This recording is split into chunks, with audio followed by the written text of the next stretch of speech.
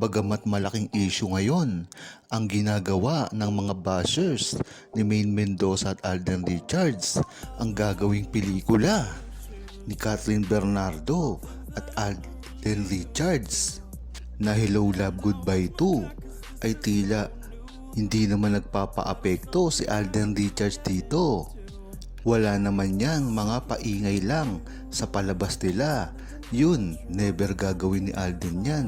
Kasi ang sabi ni Alden, wag kang mangaliwa at hindi siya makiapid. Si Maine lang ang babae sa buhay niya. Stick to one lang siya at syempre, pati ang mga anak nila, ang focus niya. Kaya nananaginip na lang sila ng gising. Yung may mga HD kay Alden, kay Maine lang siya.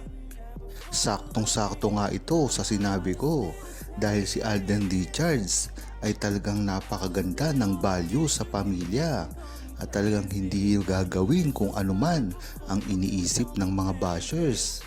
Iniisip lang kasi ito ng mga bashers dahil malamang ay yun ang ginagawa nila sa kanilang buhay at malamang ay tama sa kanila yun.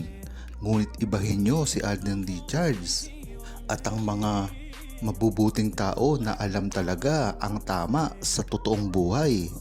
Ito ay ang hindi pakikiapid at hindi maging isang rebound lamang pagka naghiwalay ang isang mga relasyon katulad ni Kathleen Bernardo at Daniel Padilla. Sino ba naman ang matinong tao na kahihiwalay lamang ng mag-boyfriend at girlfriend at tapos biglang pakakasalan at mabubuntis pa umano ang isang babae? Talagang wala sa naratibo pagdating sa pagkatao ni Alden Richards ang mga ganyang bagay. Napakabuti nga ni Alden Richards at talagang marespeto sa mga babae. Tapos pag-iisipan pa ng ganyan, talagang makikita mo dito na talagang mga bashers lang ang gumagawa nito at hindi ito galing kay Alden Richards. Ba't naman iiyak si Maine? Dahil hindi naman siya selosa at kung i-compare siya kay Kathleen Bernardo, wala sa kalingkingan ni Maine si Kathleen Bernardo. Dahil kung talent ang pag-uusapan lamang si Maine at natural beauty pa, walang retoke. Talagang kung matatandaan nyo, ay talaga namang naging iyakin si Maine Mendoza noon pagdating kay Alden Richards at talaga talagang nasaksihan ito ng buong Aldab Nation. Kung talagang true-blooded Aldab Nation ka since 2015 ay makikita mo talaga na seloso si Maine Mendoza at palaging iniiyakan si Alden Richards tuwing mapapabalita na merong nililigawan or nauungkat si Alden Richards sa ibang babae. Ngunit iba na ngayon pagdating ng mga 2019 at hanggang ngayon ay talagang nag-matured na si Maine Mendoza at Alden Richards. Makikita mo yan dahil sa napakaraming balita na rin ang tumutuligsa sa kanila at ang mga lalaki at babae na nauungkat ngayon sa kanila. Pero bakit ngayon hindi mo na makikita sa kamera ang kanilang pagkainis, ang pag-iyak at ang pagdepend nila dahil talagang nag-matured na sila at alam na nila ang gagawin nila sakaling bumalik man ang mga issue sa kanila. At makikita mo rin kay Maine Mendoza ang glow up niya. Kung makikita nyo at matatandaan, si Maine Mendoza dati nagsimula ng napakapayat. Hindi kakinisan ang balat. Talagang simpleng tao lamang na biglang nag-artista ay hindi mo na makikita ngayon yon kay Maine Mendoza dahil sa napakaganda niya ngayon at talagang pinag-aagawan pa ng mga lalaki. Talagang napakarami nga ang gustong gamitin lang si Maine Mendoza ng mga lalaki dahil ito ay ang kanyang estado ngayon. Kung dati-rati ay pinagtatawanan siya sa role ng mga yayadab, ngunit ngayon ang respeto niya ay talagang napakataas na, lalong-lalo na sa mga ibang artista. Dapat na talagang aminin ni Alden Richards ang pagmamahal niya kay Maine Mendoza nang sa gayon ay matigil na ang mga sarswela. Dahil ang sarswela na ito ay umaabot na rin pati kay Kathleen Bernardo at sa mga Katniel. Kung dati-rati ay kay Maine at Alden lang ito, ngayon ay meron na ring nasasamang tao. Ito lamang ang nagpapatunay na talagang gagawin ng lahat ng mga bashers para lamang masira si Maine Mendoza at Alden Richards.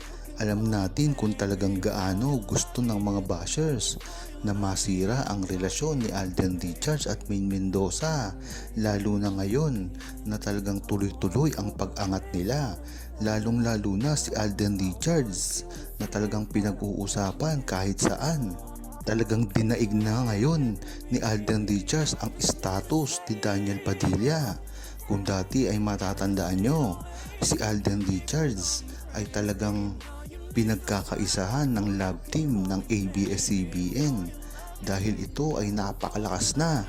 Ngayon pa kaya na nakuha na rin ni Alden Richards ang respeto ng mga kasamahan niya, at talagang ngayon ang mga kasabayan ni Alden Richards ay nangangawawa na. At sa tingin ko, ang estado ngayon ng karir ni Alden Richards ay siya na ang pinakasikat na artista ngayon sa buong Pilipinas. Kaya talagang napakaganda na mulatin natin ang mga Pilipino na talagang ang ginagawa nito ay paninira lamang kay Alden Richards at Maine Mendoza. Sa totoo lang, hindi ko gusto ang mga nangyayari ngayon dahil napapasama si Alden Richards sa mga balitang ito. Dapat din ay tigilan na ni Alden Richards na sumama kay Kathryn Bernardo.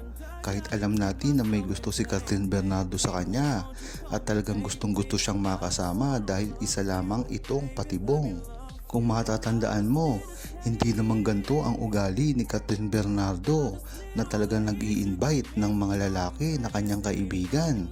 At hindi lang ito nangyari ng isang beses pagdating kay Alden Richards dahil ito ay sunod-sunod nang nangyari. Talagang makikita mo ang kagustuhan ni Kathryn Bernardo na makasama si Alden Richards. Kaibigan lang ang pakikitungo ni Alden kay Kat kasi may pinagsamaan silang movie. Sa ngayon masusundan. Mga fans lang ng Kat din ang nagpipilit at nagbabalitang nanliligaw si Alden, pero ang totoo hindi. Nakaibigan lang talaga ang turing ni Alden kay Kathryn. Ang problema lang naman kasi ay parang si Kathryn Bernardo ang may gusto kay Alden Richards dahil sa mga kinikilos nito. Alam naman kasi natin na si Alden Richards ay ganun talaga sa lahat ng babae makitungo kahit kinin mo sabihin. Ngunit iba pagdating kay Kathryn Bernardo, talagang napaka-faithful niya dati kay Daniel Padilla at hindi pinapansin ang ibang lalaki. Ngunit kahit si Alden Richards at mayroon ng Maine Mendoza ay talagang napaka-gentleman pa rin. Nga sila nagkakaproblema ni Maine Mendoza sa sobrang sweet ni Alden Richards. Pero talagang ganun ang ugali ni Alden Richards sa simula pa lamang. Taliwas naman ito sa ugali ni Kathryn Bernardo. Talagang hindi siya nakikipag-ugnayan sa iba't ibang lalaki dati. Ngunit bakit ngayon ay iba ang pakikitungo niya kay Alden Richards? At take note, kay Alden Richards na lang ito ginagawa at hindi sa ibang mga lalaki katulad ni Jericho Rosales, Donnie Pangilinan at iba pa na mga nagbabalak na manligaw sa kanya. Talagang makikita mo ang kagustuhan niya na makuha si Alden Richards.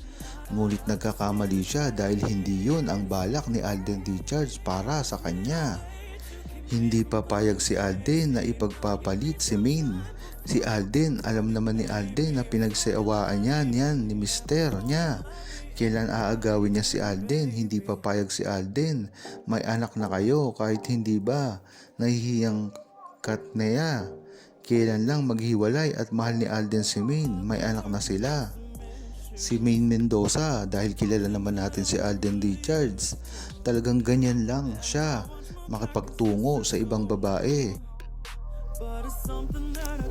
Huwag kalimutang mag-subscribe, comment at i-like ang video na ito. Thanks for watching! Give me your time and I gotta keep myself contained, baby. Won't you call me baby? I just wanna love you, baby, let me love you.